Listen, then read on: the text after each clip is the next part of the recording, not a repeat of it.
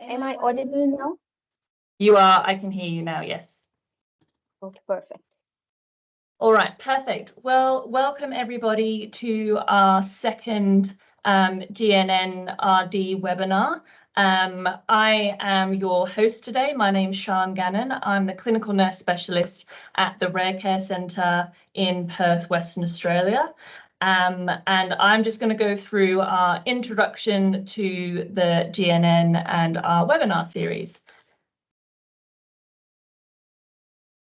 So as I've said previously, this session will be recorded as we put up the webinars on our YouTube channel for people to view if they cannot join us live. Because we are a global network, we recognise that the time zones can be a little bit difficult to get to meetings, so we are going to be sharing this webinar across our platforms. We'd like to share a global welcome. As a global network, we respectfully acknowledge the Native, Indigenous and First Nations people on whose ancestral lands we gather around the world, as well as the diverse and vibrant cultures they represent.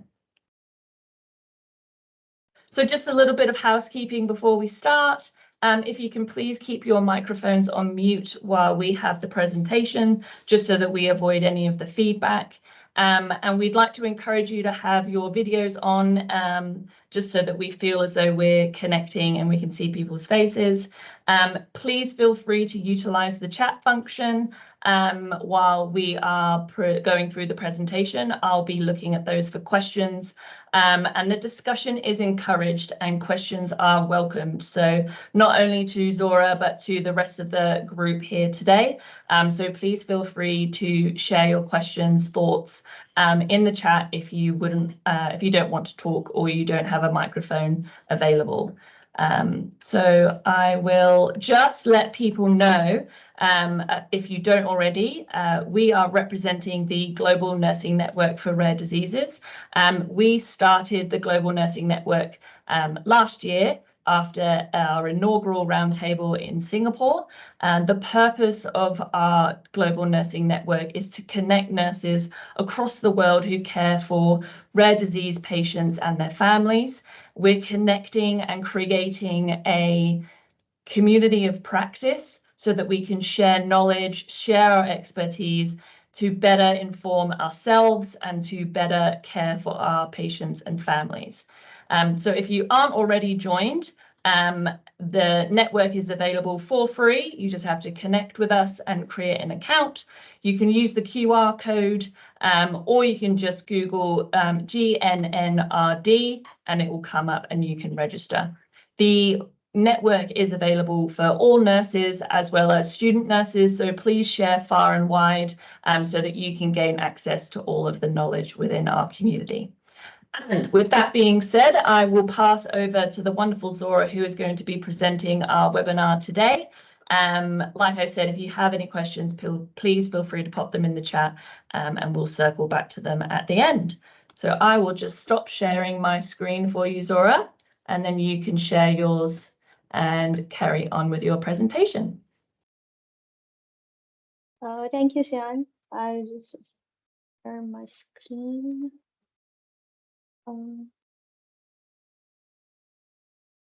Is my screen visible? Yes, but if you just want to put it into presentation mode, yeah, and then we can go from there. Yeah, it's all there. So before I begin, hello everyone, and thank you for providing me with this opportunity to present this, in this case, education series. And before I begin, I'd like to thank my entire team who is now logged into the case series, to the presentation, and they're here to join us for this session. And we have Dr. Salman with us, who's a clinical geneticist. Najia, who's a genetic nurse with us, Rajmeen, NBS coordinator, and two of our wonderful counselors, Fiza and Mahrukh. So for those who don't know me, I'm Zohra Hasan Ali. I belong from Pakistan. I work at AKUH, Aga Khan University Hospital, as a perinatal genetic nurse coordinator in the section of genetics and metabolics.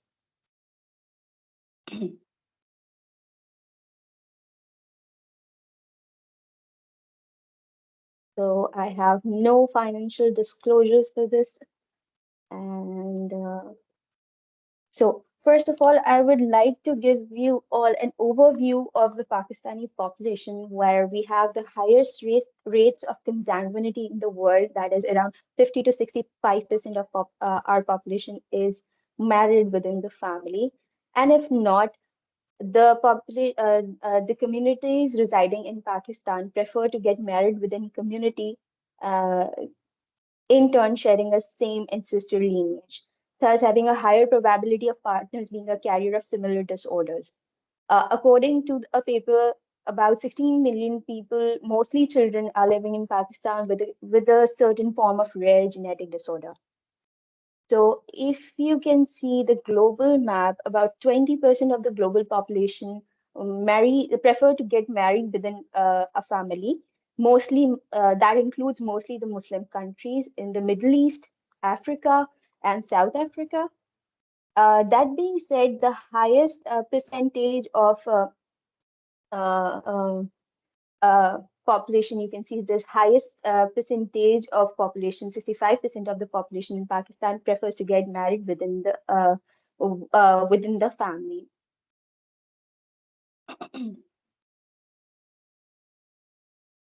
According to WHO, genetic diseases are causing 12 to 14% of the damage to the Pakistani economy.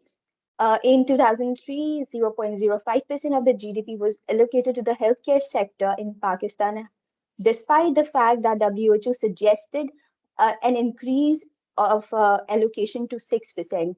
That increased the pressure to the already underperforming healthcare sector. Uh, Despite of these challenges, we have few success stories, which includes successful administration of gene therapy for SMA patients.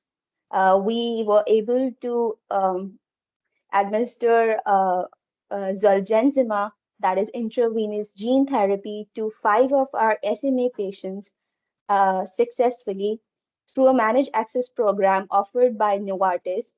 And unfortunately, that program was withdrawn from Pakistan. And still, we have a long list of patients waiting for that program to resume. Um, on the other hand, we have one more compassionate use program where a pharmaceutical company named Roche, offered to, you know, pay for 75% of the cost for oral supplements, and the rest 25% of the cost would be bared by the family. Given that the 25% that is uh, to be bared by the family is a large chunk of money that predisposes them to a financial constraint.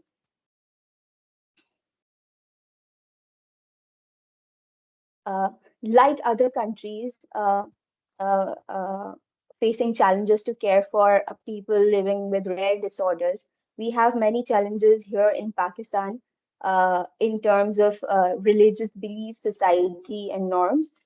Uh, uh, so the first and foremost challenge is to destigmatize the women for being responsible to transmit any kind of disorder in the family. They are blamed and held responsible that if a child has a disorder or a genetic disorder, it's the female's fault that she is not she has a bad blood, or she didn't care for herself during pregnancy and whatnot. So and there is a taboo if any female tries to get a carrier screening done or genetic profile done and is unfortunately diagnosed with having some carrier statuses, they are like labeled that they're not fit for marriage, or no one should marry them because they have predisposition to certain disorder. In addition, uh, the low literacy rate in our part of the world, uh, and not knowing what to expect, people have unrealistic expectations of getting a treatment offered during pregnancy that can cure their baby of any kind of genetic disorder.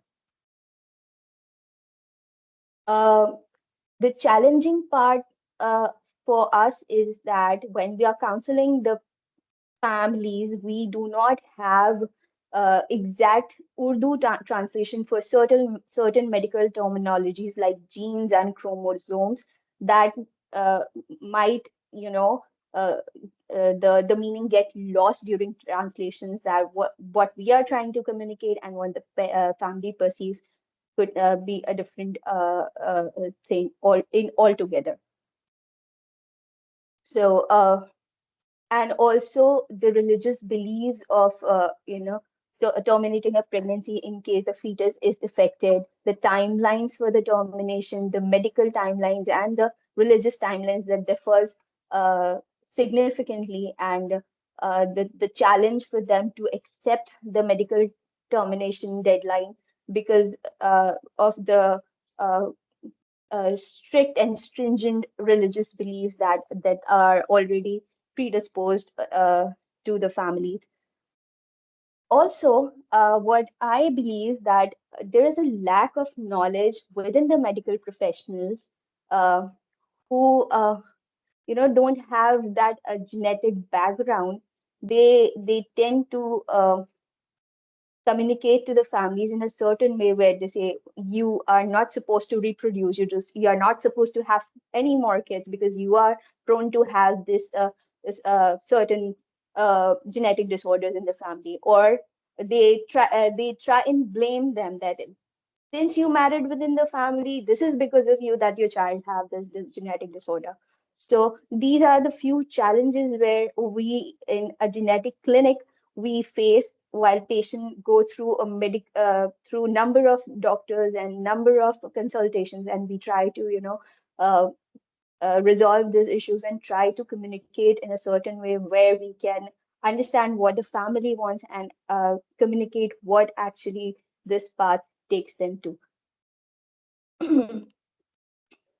So despite of the challenges and despite of the hardships we face in our uh, daily routine, we have a privilege, especially at AKU, for such a beautiful place for children to get consultation. This is our pediatric clinic, outpatient clinic, and recently constructed, and inauguration was done by Princess Zara. And we have such a beautiful setting and waiting area for parents and kids so that they can spend their time uh, Yes. uh, playing games and not thinking more on the negative side, but distracting them from the negativity they already have uh, from previous consultations. So we have a neurophysiology rehabilitation department, behavior and speech therapy units, and we have tried to uh, get every service within a roof where parents don't have to go here and there and have this worry some uh,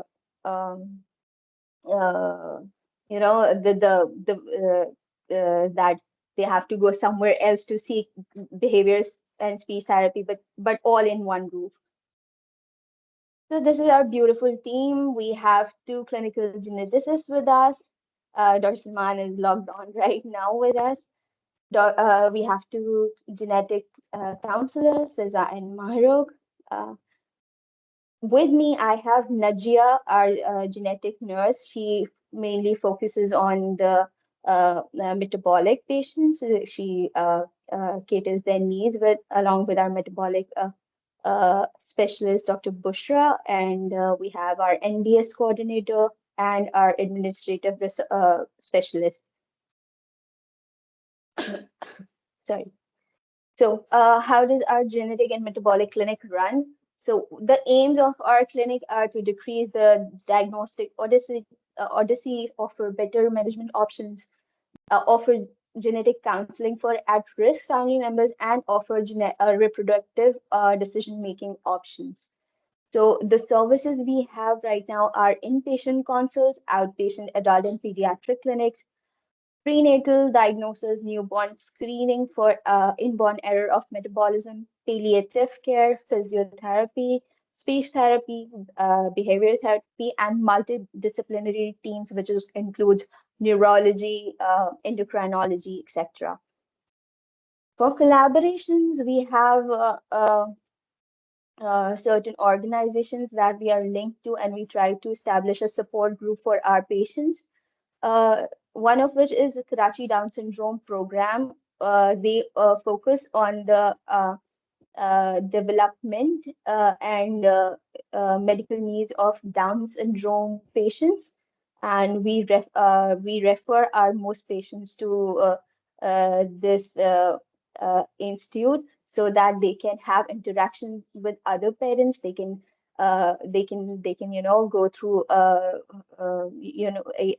have a support group and have to seek that what are the challenges for having a Down syndrome baby and what are the advantages or how better the patient can be managed. We have Children's Hospital Lahore, where our wonderful Dr. Huma Chima offers free of cost testing for patients who cannot afford genetic diagnosis. We have UDNI, Undiagnosed Disease Network International, where we have a privilege to get one of our patients enrolled for this hackathon, and obviously our teams at Global Nursing Network for Rare Diseases and Pakistan Society of Medical Genetics, who are in a continuous struggle to develop a medical course that should be offered in a medical curriculum that that can be incorporated during the practical life or clinical journey of a doctor.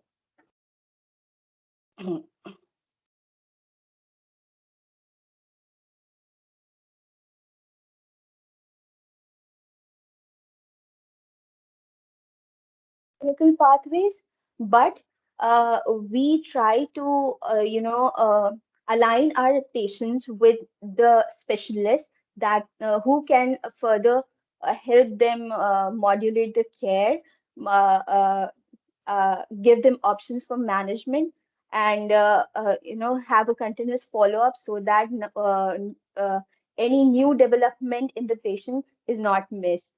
For example, we have a newborn screening program for inborn error of metabolism. Down syndrome, we have KDSP, as I mentioned earlier.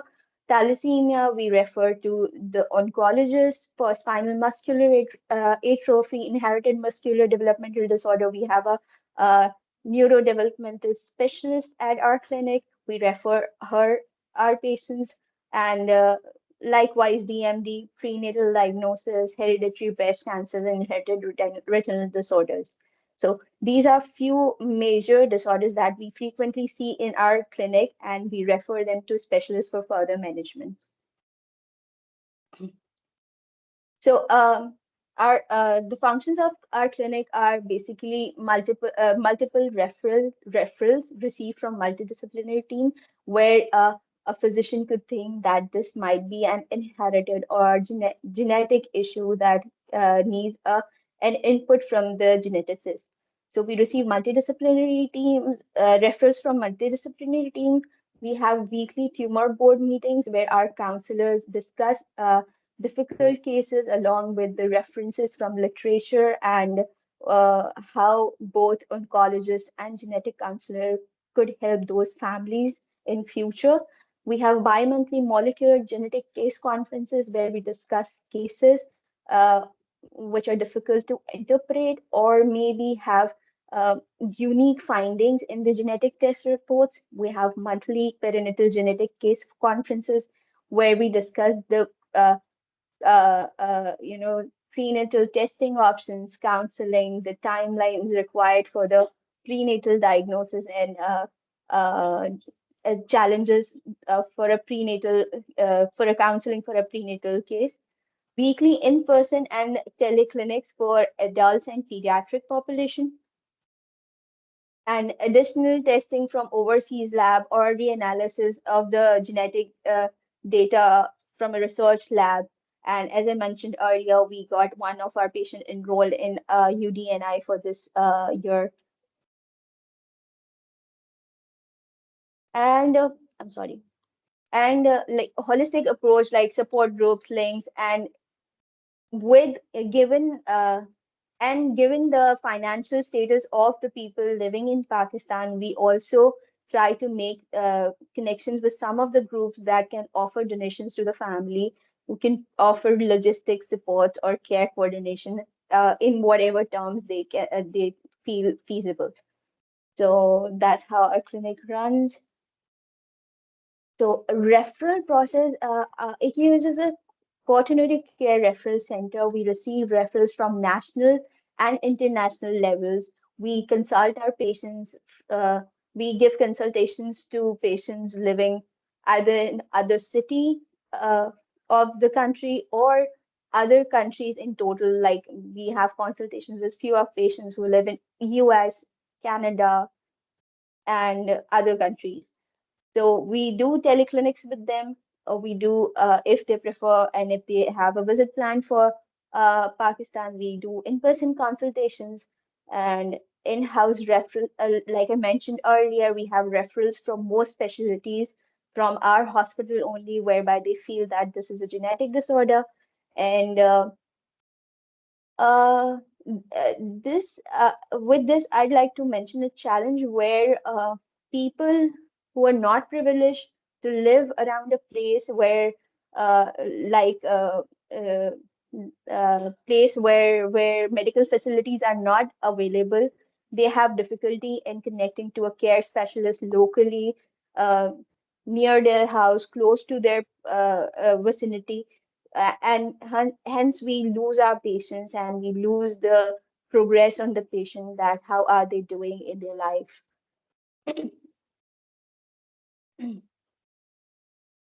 So role of genetic nurse is, I am a prenatal nurse and my colleague Najia is a metabolic nurse. What we try to do is ensure a patient-centric approach in genetic clinics. We try to, have get a detailed pedigree and medical history of the family. We try to coordinate genetic testing.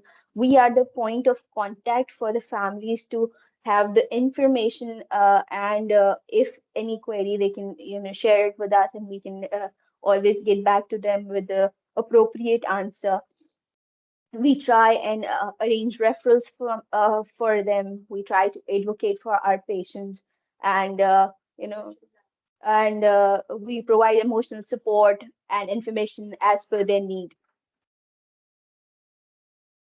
So there is a very interesting case study I came across in a clinic. We were seen by a family with a 3-month-old kid who had a suspicion of neuromuscular disorder.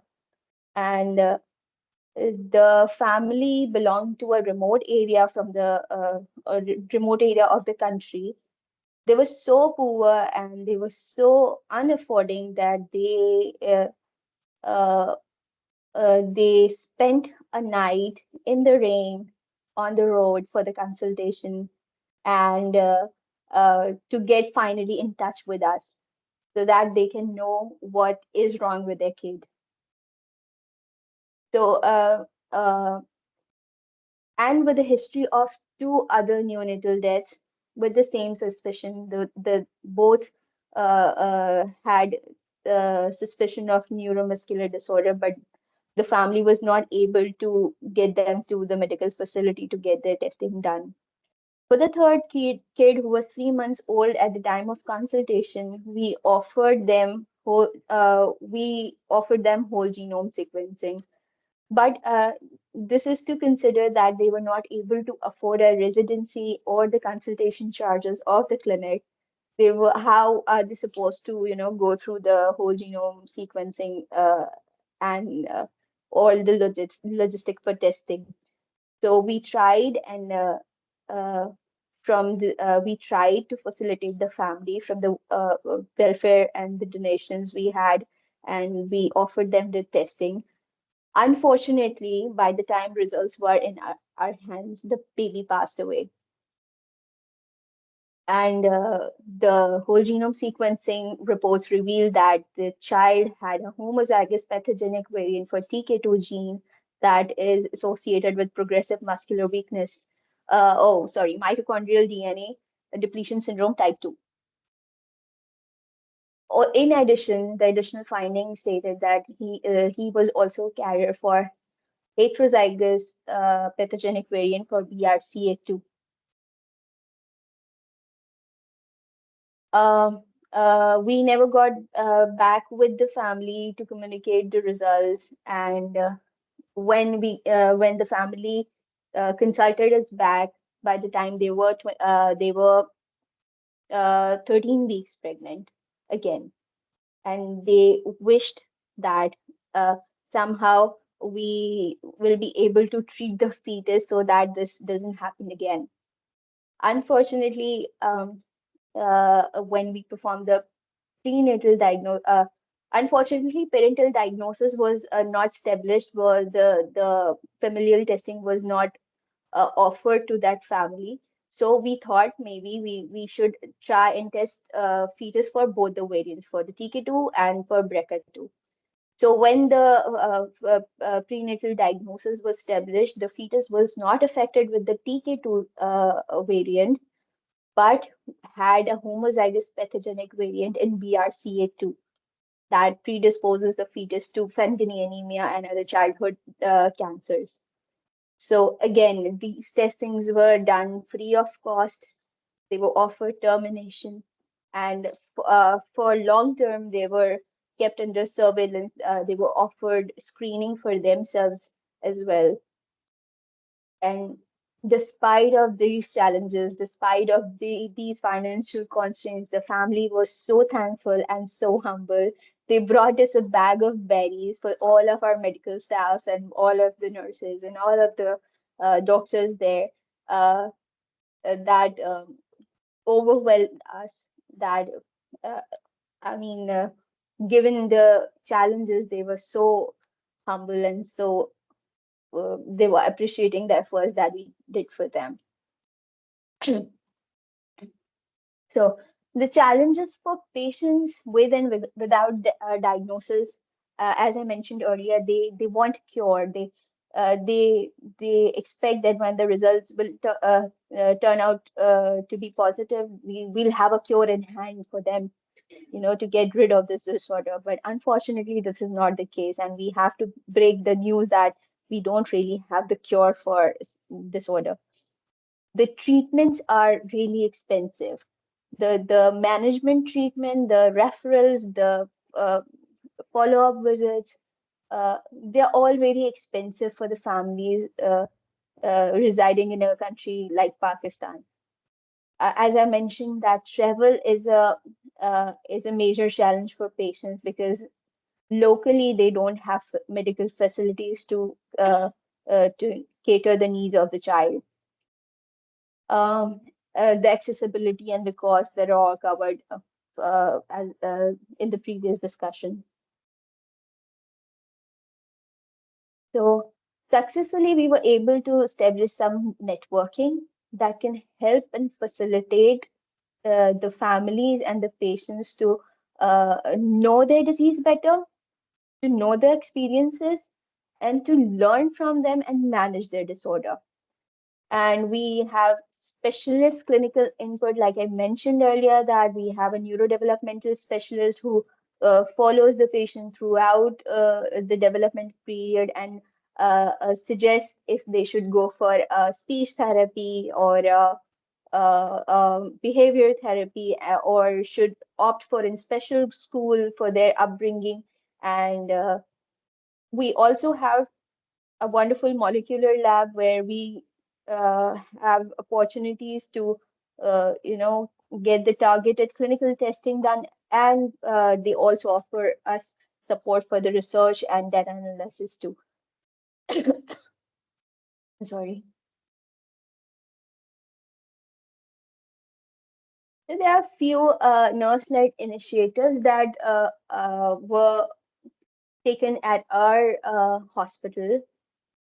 The first was the Prenatal Genetic Conference. We discussed the challenges the patients are facing, the challenges we face when we encounter a patient who is at advanced gestation age, and the time limitation to report and determination. We discuss all the challenges faced by the OBGYN, the genetics team, and the molecular team, and we try and reflect what we can do about it.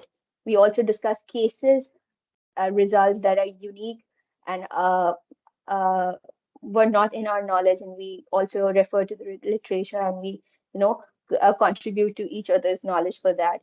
We have a perinatal genetic clinic where a geneticist, um, an OBGYN faculty, and if needed, a cardiothoracic surgeon for pediatrics, or a pediatric surgeon as per the presentation. We have a specialist, and we counsel the family together, and a nurse.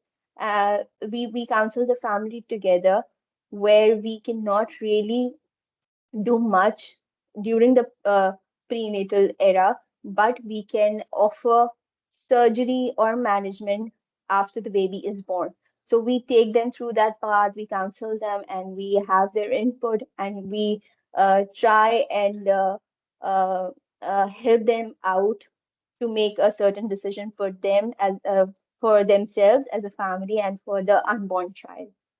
And we also have recently initiated a newborn screening program, where our NBS coordinator and our metabolic nurse together uh, keeps a log of newborn patients who underwent NBS newborn screening. And if the screening turns out to be positive, they trace them back, call them in the clinics, schedule them for the diagnostic testing, and take forward with the follow-ups and diagnostic testing. Also, uh, uh, for the metabolic clinic, a patient log is maintained, where for different metabolic disorders, we have different metabolic formulas, uh, uh, and the calculation according to weight and everything. So that's being maintained by a nurse in our clinic. One of our MSCN nurses have recently shown interest in exploring the prenatal genetic settings, and she would really like to base her thesis on exploring perceptions of couples regarding prenatal testing. So hopefully, she'd have a very good data from our population, because parents usually are afraid of getting tested during prenatal period.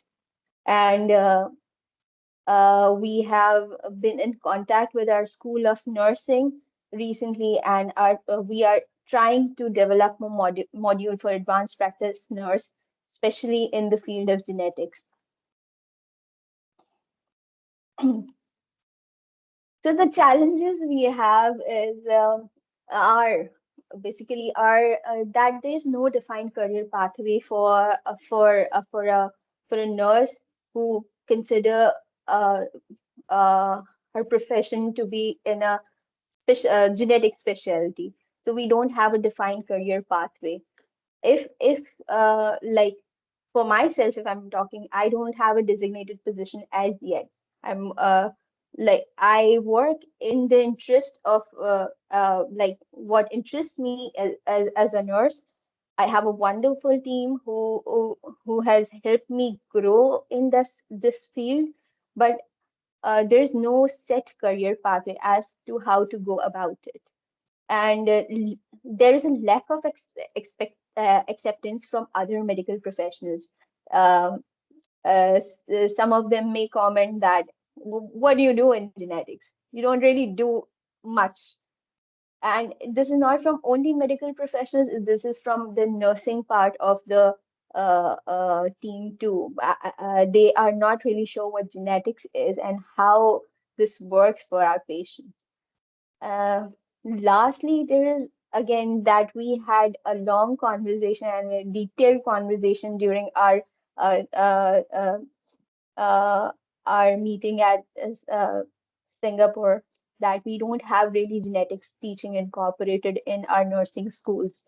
So um, this needs to be incorporated in order to understand what the pathology is, how things are going about, and what to expect and what not to, so that we don't give false hopes to our patients.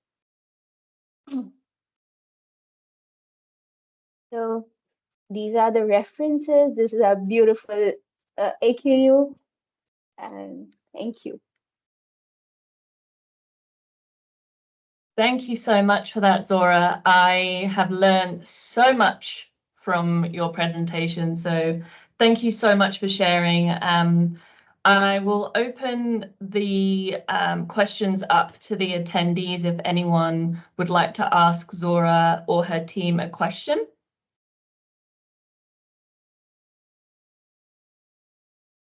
I'll ask the question. Yes, thanks, Sharon. Lovely presentation. Thank you, Sharon. Yeah, I just want to ask the question. So you said, because I work in the field of SMA, so 5 patients in the whole of Pakistan were treated with Zolgensma. 5 of our patients were treated with Zolgensma. Yeah, and so was that part of the Lotto fund where they get put into the Lotto before the age of 2 and they were pulled out?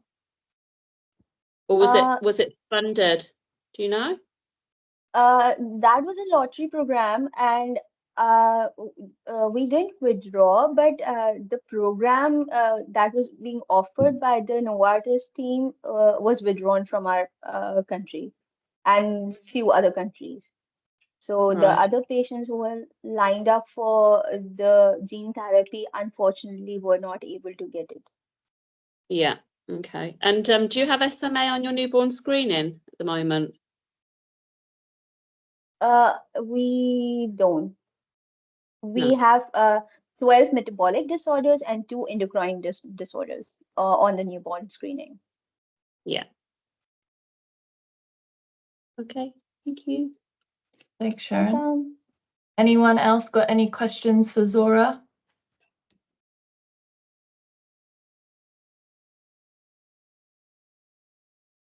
I have one. When you spoke, I found it very fascinating around the percentages of families or people that marry within their family tree. When discussing future children or planning, family planning with families who are predisposed to a genetic condition with the understanding that they have married within the family, how do you manage that cultural conversation? So we try and we try our best not to blame them, because it's within our culture somehow to the families prefer, for the religious point of view, they prefer to get married within the family. They prefer, for the safety of their female child, for their protection and for their financial stability. So we try and avoid to blame the families that since you got married within the family, this has happened. We say that it's not your fault, but there are chances when you marry within the family, there are higher chances that you with the person who is carrier for the same disorder. And uh, we if they both are screened for that, the prenatal testing can be offered, and we reinforce that despite of the fact that they are carriers for a common genetic disorder, there is a higher chance, 75% of chance, that they would have uh, uh, an unaffected kid, a healthy kid.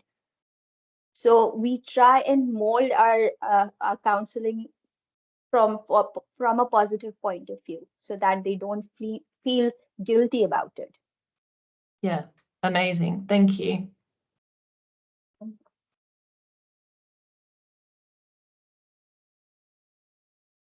Well, I might take this opportunity to wrap up. Thank you so much, Zohra, on behalf of the GNNRD for taking the time to create this amazing presentation. I'm sure we have all learned many things and to shine a light on your model of care from your side of the world. And for those who are joining us after the fact, if you haven't already, please log in to the GNNRD and sign up so you gain access to these webinars at the moment in the live, so you can interact with our presenters and really gain some wealth of knowledge and to be a part of this amazing community of practice. So thank you all for your time. Please share this webinar once it's up and live on our YouTube, and we will see you at the next webinar. Thank you, everybody. Have an amazing day wherever you are in the world, and we'll see you next time. Thank you. Bye. Thank you, Zohra. That was excellent. Thank you. Thank you. Thank you. Bye.